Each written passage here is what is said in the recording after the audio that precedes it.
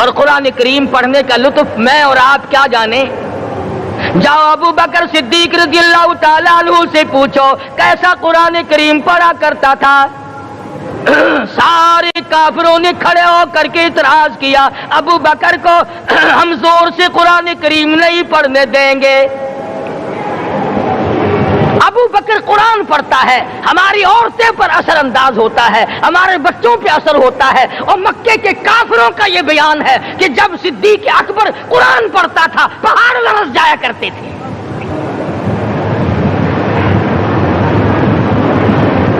صدیق سے قرآن پڑھنا سیکھو. فاروق اعظم نے اسی قرآن کریم کے ذریعے سب کچھ حاصل کیا. ساری رات فاروق اعظم قرآن کریم کی تلاوت کیا کرتے تھے، ایک ایک رکعت میں پورا ختم قرآن کرتے تھے. آج تو یہ باتیں کہانی نظر آتی ہیں. صدیق اکبر سے قرآن پڑھنا سیکھو، فاروق اعظم سے قرآن کریم پڑھنا سیکھو. سیدنا عثمان ذی النورین رضی اللہ تعالیٰ ایک رات میں اور ایک رکعت میں پورا قرآن ختم کیا کرتے تھے. نبی کا دوہرا داماد عثمان ذی النورین، جس کو دیکھ کر حضور اکرم صلی اللہ علیہ وسلم فرمایا کرتے تھے او لوگوں میں عثمان سے حیا نہ کروں جس سے آسمان کے فرشتے بھی حیا کرتے ہیں، جس کا آسمان والے فرشتے بھی ادب کرتے ہیں، میں اس کا ادب نہ کروں.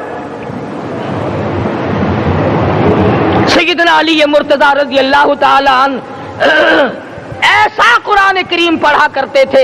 سارا زمانہ شاہد ہے، سارا زمانہ گواہ ہے کہ جب وضو کرتے رنگ پیلا پڑ جاتا، مسجد میں قدم رکھتے بے ہوش ہو جاتے. کسی نے پوچھا امیر المومنین کیا بات ہے؟ فرمانے لگے اللہ کے دربار میں کھڑا ہونے لگا ہوں، ڈرتا ہوں کوئی بے ادبی نہ ہو جائے.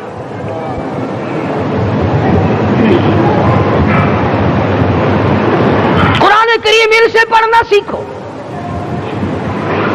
حسین نے تلواروں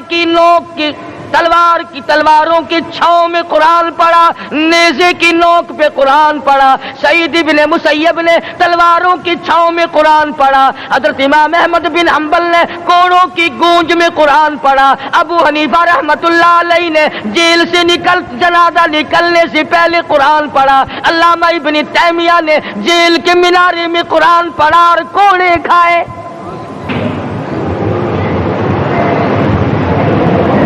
تم بھی قرآن پڑھتے ہو، جب کوئی مر جائے نا پھر قرآن پڑھتے ہیں، اور وہ بھی صحیح سالم پورا نہیں ہوتا. کیوں پڑھے؟ کوئی باپ مرے تیرا قرآن کریم پڑھے مولوی، کیوں؟ تیرے باپ کے نوکر ہے مولوی؟ تم خود کیوں نہیں پڑھتے؟ تمہارا خود کا تو یہ حال ہے کہ جن کپڑوں میں باپ نے دم توڑا، جن کپڑوں میں ماں نے دم توڑا، جن کپڑوں میں گھر والی نے دم توڑا، جن کپڑوں میں بھائی نے دم توڑا، وہ سارے کپڑے الگ رکھتے ہو. ارے ظالمو، تمہیں اپنے ماں باپ کے کپڑوں سے نفرت ہے.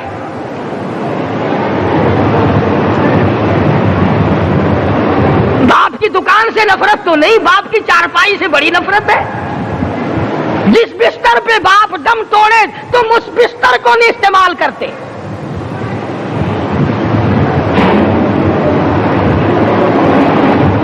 رسموں میں ڈوبے پڑے ہیں لوگ، رسمیں بنا رکھی ہیں، یوں کرنا چاہیے اور اس طرح سے کرنا چاہیے. لہد کے پانی سے بچو، مردے کے کپڑے سے بچو، مردے کی چارپائی سے دور رہو، فلاں چیز سے دور رہو. تم نے کبھی یہ بھی سوچا کہ اگر تمہارے بس کی بات ہو تم موت سے بھی دور رہ کے دکھاؤ نا. اور وہ تو یہ شکر ہے کہ اللہ پاک نے قانون موت کا اپنے ہاتھ میں رکھا، ورنہ یہ جتنے بڑے بڑے ہیں نا یہ سارے کے سارے فرشتوں کو پیسے دے کر ہمیں مرواتے رہتے. یقین جانو سرمایہ دار اور یہ بڑے بڑے افسر سب بچے رہتے، ہمارا تختہ نکلوا دیتے. شکر ہے اسرائیل رشوت نہیں لیتا. اگر وہاں نوٹوں کے تھبے چلتے تو یقین جانو چپکے سے کان میں کہہ دیا کرتے اسرائیل کے برابر والے کا کام کر دے، میرا نہیں برابر والے کا رگڑا نکال دے.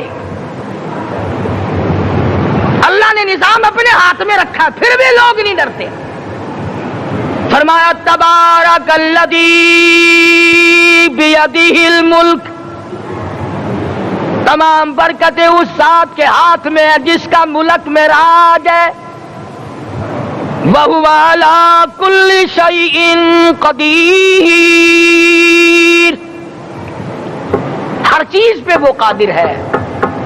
سمندر کا قطرہ قطرہ اس کے قبضے قدرت میں، درختوں کا ایک ایک پتا اس کے قبضے قدرت میں، زمین کا ایک ایک ذرہ رب العالمین کے قبضے قدرت میں ہے، پہاڑوں اور پتھروں کی ایک ایک کنکری اللہ کے اپنے قبضے میں ہے، موت اور زندگی کا نظام بھی اس نے اپنے قبضے میں رکھا ہے.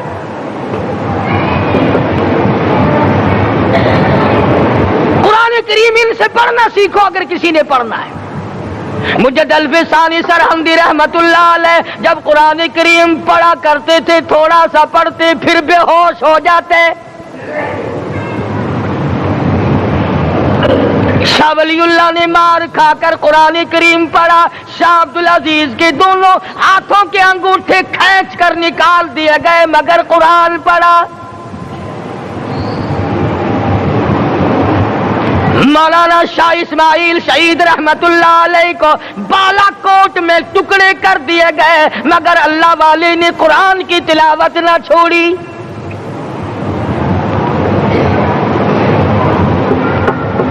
ان حضرات نے قرآن پڑھا ہے. ہمیں اگر قرآن کی لذت آ جائے، قرآن کریم کا مزہ معلوم ہو جائے، حلاوت معلوم ہو جائے، ہم تمام زندگی تلاوت ہی کرتے رہیں.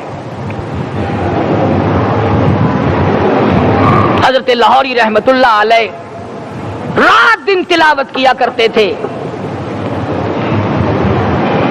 ظالم افیسروں نے برف کی سلی پہ لٹا لیا اور حضرت سے کہا گیا کہ آپ اپنے مطالبے ختم نبوت سے دستبردار ہو جائیں. تو حضرت نے جواب دیا میں جان کا سودا کر چکا ہوں، ایمان کا سودا نہیں کرتا. سید عطا اللہ شاہ صاحب بخاری سب قید رحمت اللہ علیہ جیل میں ہیں، 20 سیر گندم روزانہ پیسنے کے لیے ملتی ہے، پسا ہوا آٹا انتظامیہ کے حوالے کر دیتے ہیں. حیران ہے انتظامیہ، کس وقت چکی چلاتا ہے بخاری، کس وقت پیستا ہے، یہ تو قرآن پڑھتا رہتا ہے. سپرڈنٹ جیل نے چھاپا مار کر دیکھا، پچھلی رات کو قرآن کریم بیٹھا ہوا بخاری پڑھ رہا ہے، سورت یوسف کی تلاوت ہو رہی ہے، چکی خود بخود چل رہی ہے، دانے خود بخود اٹھ کر چکی میں پڑھ رہے ہیں. یہ حضرات تھے جنہوں نے قرآن مجید لذتوں کے ساتھ پڑھا. غازی علم الدین نے پھانسی کی کوٹڑی میں رات دن قرآن کی تلاوت کر کر کے حضور اکرم صلی اللہ علیہ وسلم کا روزانہ دیدار کیا. سلطان نور الدین زنگی رحمت اللہ علیہ ہر جمعرات کو پورا قرآن ختم کرتا تھا اور 1000 دفعہ درود شریف پڑھا کرتا تھا. مدنی کریم صلی اللہ علیہ وسلم کا خواب میں 12 دیدار کیا کرتا تھا.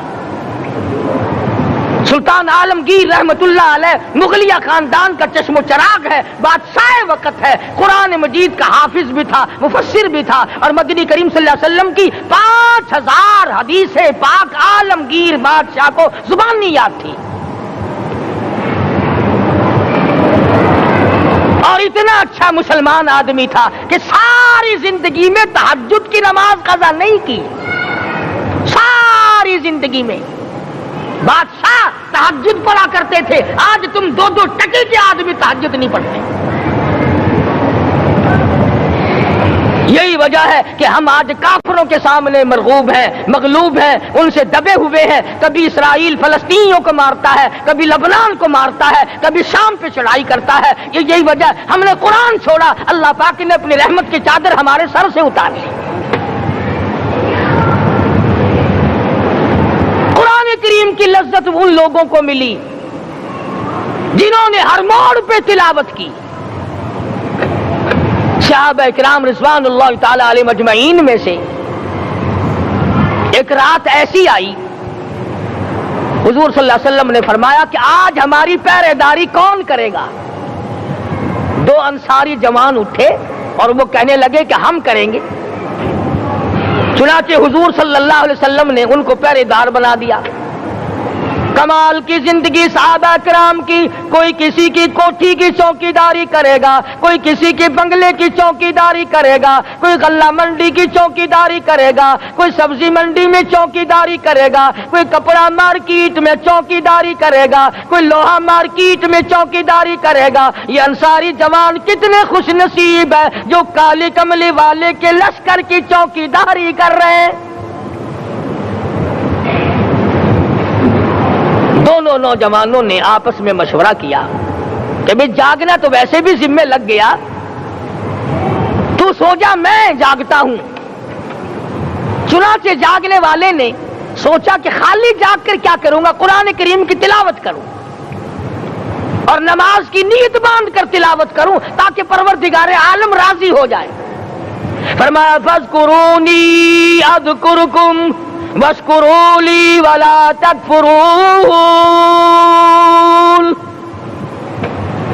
تم مجھے یاد کرو میں تمہیں یاد کروں گا، اگر تم مجمع میں مجھے یاد کرو گے میں فرشتوں کے مجمع میں تمہیں یاد کروں گا، اور اگر تم مجھے تنہائی میں بیٹھ کے یاد کرو گے تو اللہ پاک جل شانہ فرماتے ہیں میں تمہیں عرش عظیم پہ یاد کروں گا۔ جس نوجوان نے اپنے ذمہ جاگنا لیا، قرآن کریم کی تلاوت شروع کر دی، نماز کی نیت باندھ کر سورت کہف پڑھنے لگا، دشمن کی طرف سے تیر لگا کمر میں، پتہ ہی نہ چلا کیسی نماز پڑھتا ہوگا کہ اس کو پتہ ہی نہ چلا۔ دوسرا تیر لگا، تیسرا تیر لگا، خون بہ کر سونے والے ساتھی کے نیچے پہنچا۔ اس نے اٹھ کر شور مچایا نماز ختم کر، دشمن آ گیا۔ چنانچہ جب نماز ختم کی تو کمر پہ ہاتھ لگا کر کہنے لگا کہ میری کمر میں تو تیر چبھے ہوئے ہیں۔ انہوں نے کہا تجھے پتا نہیں؟ کہنے لگا نہیں مجھے کوئی پتا نہیں۔ اب وہ صحابی کھینچ کر نکالنے لگا، وہ جس کو لگے ہوئے تھے وہ کہنے لگا کہ اب تو دکھ ہوتا ہے، میں دوبارہ نیت باندھتا ہوں، قرآن پڑھنے لگوں گا، پھر نکالنا مجھے پتہ نہ چلے گا۔ اور مسلمانوں خدا کی قسم نبی کے دیوانوں نے، نبی کے پروانوں نے ایسا قرآن پڑھا تیر چبھتے گئے پتہ ہی نہ چلا۔